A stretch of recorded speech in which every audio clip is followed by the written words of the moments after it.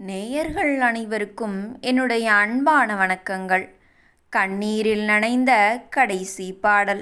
TM. சௌந்தரராஜனின் அந்த உருக்கமான குரல் தமிழ் திரையுலகில் எம்.ஜி.ஆர். மற்றும் சிவாஜி கணேசன் ஆகிய இரு மாபெரும் திலகங்களுக்கும் தனது கம்பீரமான குரலால் உயிர் கொடுத்தவர் ஏழிசை மன்னர் டி.எம். சௌந்தரராஜன். நேயர்களே, டி.எம். சௌந்தரராஜன் அவர்களை உங்களுக்கு பிடிக்குமானால் நமது வீடியோவிற்கு லைக் கொடுத்துவிட்டு நமது சேனலையும் சப்ஸ்கிரைப் செய்து கொள்ளுங்கள். 50 ஆண்டுகளுக்கு மேலாக பல்லாயிரக்கணக்கான தத்துவ பாடல்களையும் பக்தி பாடல்களையும் பாடி நம்மை சிலிர்க்க வைத்த டி.எம்.எஸ். அவர்கள் 2013ஆம் ஆண்டு தனது 91வது வயதில் காலமானார். ஆனால் அவர் இறப்பிற்கு சில மாதங்களுக்கு முன்பு வரை மைக் முன்னாடி நின்று பாடிக்கொண்டிருந்தார். அதை பற்றித்தான் நாம் இந்த வீடியோவில் விரிவாக பார்க்க போகிறோம்.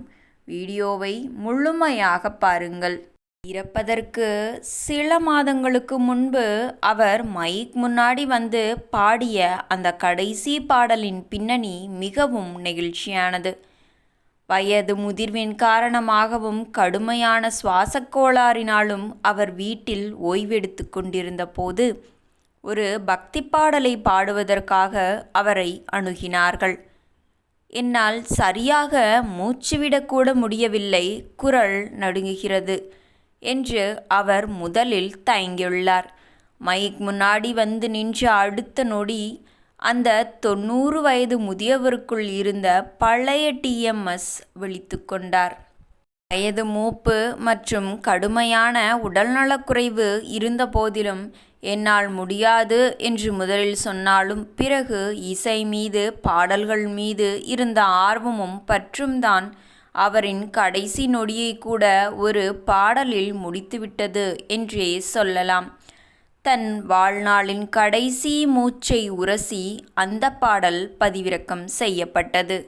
தன் வாழ்நாளின் கடைசி மூச்சை உரசி அந்த பாடலை மிக கம்பீரமாக பாடி முடித்தார் டி.எம்.எஸ். அவர்கள்.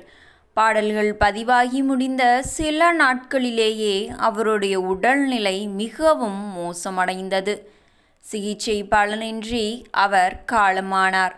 தமிழ் சினிமாவின் பொற்காலத்தை தன் குரலால் ஆட்சி செய்த அந்த மாபெரும் குரல் அரசன் தன் இறுதி மூச்சு வரை இசைக்காகவே வாழ்ந்து மறைந்த சம்பவம் என்றுமே வரலாற்று சிறப்புடையதுதான்.